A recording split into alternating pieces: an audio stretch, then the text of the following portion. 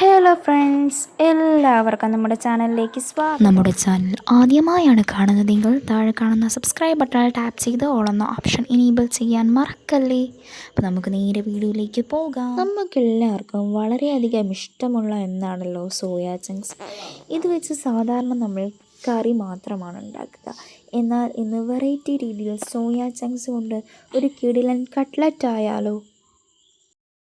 ഇതിനായി ഞാൻ ആദ്യം തന്നെ ഒരു ബൗളിലേക്ക് ഒരു മീഡിയം സൈസ് സവാള ചെറുതായി കട്ട് ചെയ്തത്, 2.5 ടേബിൾ സ്പൂൺ അളവിൽ ഇഞ്ചി വെളുത്തുള്ളി പച്ചമുളക് പേസ്റ്റും ചേർത്ത് കൊടുക്കാം.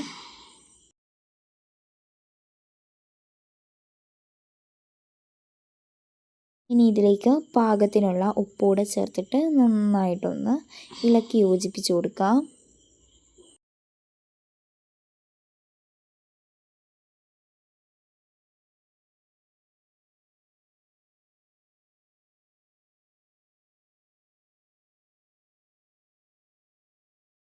ഇനി ഇതിലേക്ക് 1/4 ടീസ്പൂൺ അളവിൽ മഞ്ഞൾപ്പൊടി, 1/4 ടേബിൾ സ്പൂൺ അളവിൽ മല്ലിപ്പൊടി, 250 ml കപ്പിന് 1 കപ്പ് അളവിൽ മൈദാമാവ് എന്നിവ ചേർത്ത് കൊടുക്കാം.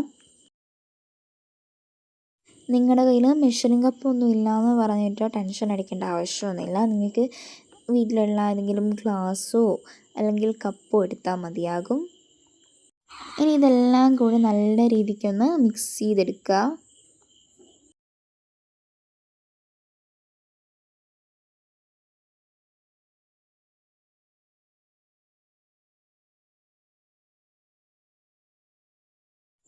ഇനി ഒരു മിക്സിയുടെ ജാറിലേക്ക് നമ്മൾ കുതിർത്ത് വെച്ചിട്ടുള്ള സോയാ ചങ്ക്സ് ചേർത്ത് കൊടുക്കാം. ചൂടുവെള്ളത്തിൽ 5 മിനിറ്റ് നേരത്തേക്ക് കുതിർത്ത് വെച്ചിട്ടുള്ള സോയ ചങ്ക്സ് ആണ്.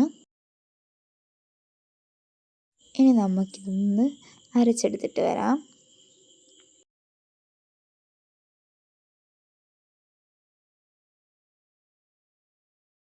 ഇനി നമ്മൾ നേരത്തെ മിക്സാക്കി വെച്ചിട്ടുള്ള ഒരു മൈദയുടെ കൂട്ടിലേക്ക് 1/2 ടേബിൾ സ്പൂൺ അളവിൽ ഗരം മസാലയും 1/2 ടേബിൾ സ്പൂൺ അളവിൽ മീറ്റ് മസാലയും ചേർത്ത് കൊടുക്കാം.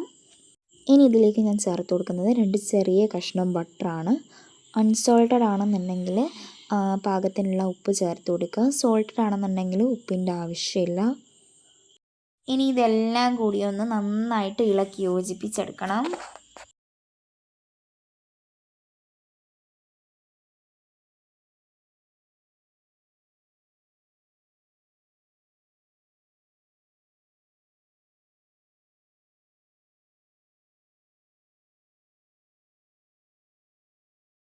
ഇനി നമുക്ക് ഈ ഒരു കൂട്ടിലേക്ക് നമ്മൾ നേരത്തെ അരച്ച് മാറ്റി വെച്ചിട്ടുള്ള ഒരു സോയ ചങ്ക്സ് ചേർത്ത് കൊടുക്കാം.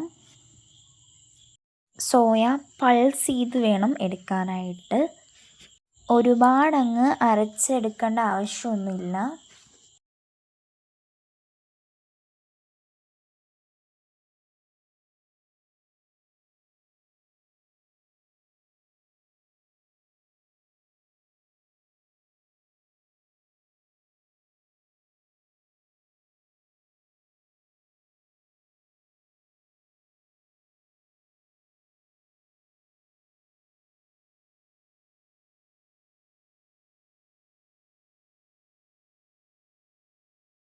ഇനി ഇതിലേക്ക് ഞാൻ ചേർത്ത് കൊടുക്കുന്നത് 1 ടീസ്പൂൺ അളവിൽ സോയ് സോസാണ്.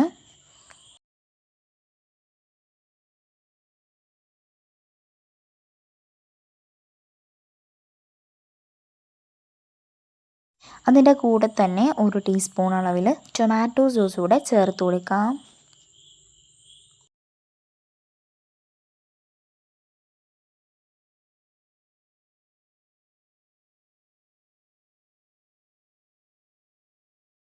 ഇനി ഇതിലേക്ക് നമ്മൾ ചേർത്ത് കൊടുക്കുന്നത് ചെറു ചൂടുള്ള വെള്ളമാണ്. ഇത് നമ്മൾ 250 ml കപ്പിന് 1/4 കപ്പ് വെള്ളമാണ് എടുത്തിട്ടുള്ളത്.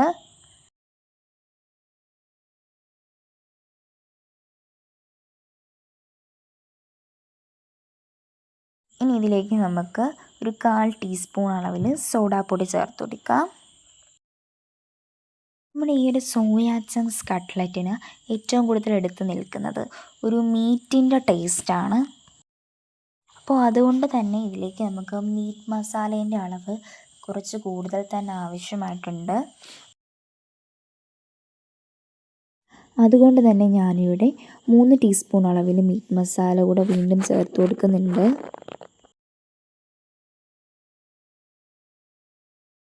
ഇനി ഇതെല്ലാം കൂടെ നന്നായിട്ടൊന്ന് മിക്സ് ചെയ്തെടുക്കാം കേട്ടോ, കൈ കൊണ്ട്.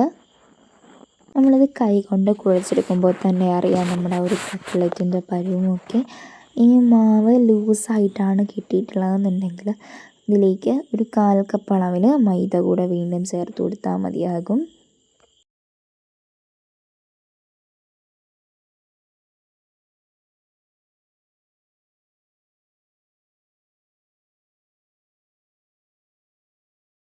അപ്പോൾ നമ്മുടെ മാവ് ഇവിടെ സെറ്റായിട്ടുണ്ട്. ഇനി നമുക്കിതൊരു 10 മിനിറ്റ് നേരത്തേക്ക് അടച്ച് വെച്ചതിന് ശേഷം ഷേപ്പ് ചെയ്തെടുക്കാം.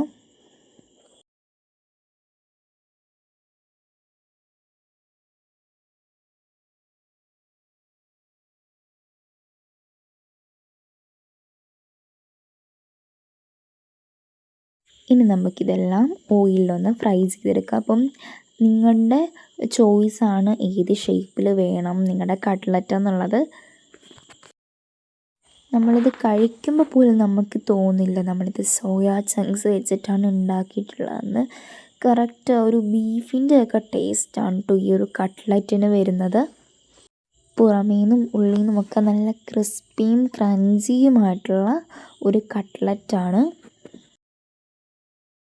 അപ്പോൾ നമ്മുടെ കട്ട്ലറ്റിൻ്റെ ഒരു ഭാഗം ഒന്ന് വെന്ത് വരുമ്പോഴത്തേനും നമുക്ക് തിരിച്ചിട്ടിട്ട് അപ്പുറത്തെ ഭാഗം കൂടി ഒന്ന് ഗോൾഡൻ ബ്രൗൺ കളറാക്കി എടുക്കാം.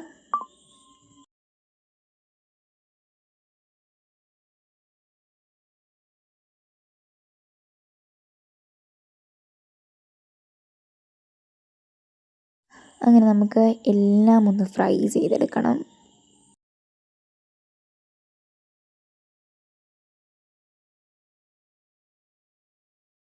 അപ്പോൾ ഇന്നത്തെ ഈ ഒരു സോയ ചങ്ക്സ് കട്ട്ലറ്റിൻ്റെ റെസിപ്പി നിങ്ങൾക്ക് എല്ലാവർക്കും ഇഷ്ടമായി എന്ന് വിശ്വസിക്കുന്നു.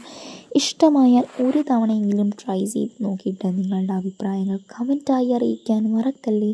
വീഡിയോ ഇഷ്ടമായാൽ ലൈക്ക് ചെയ്യാനും തൊട്ടടുത്ത് കാണുന്ന സബ്സ്ക്രൈബ് ബട്ടണിൽ ടാപ്പ് ചെയ്ത് ഓൾ എന്ന ഓപ്ഷൻ എനേബിൾ ചെയ്യാനും ഫ്രണ്ട്സിനും ഫാമിലിക്കും ഷെയർ ചെയ്ത് കൊടുക്കാനും മറക്കല്ലേ. അപ്പോൾ അടുത്തൊരു വീഡിയോയുമായി വരുന്നത് വരെ Tata. Thank you for watching.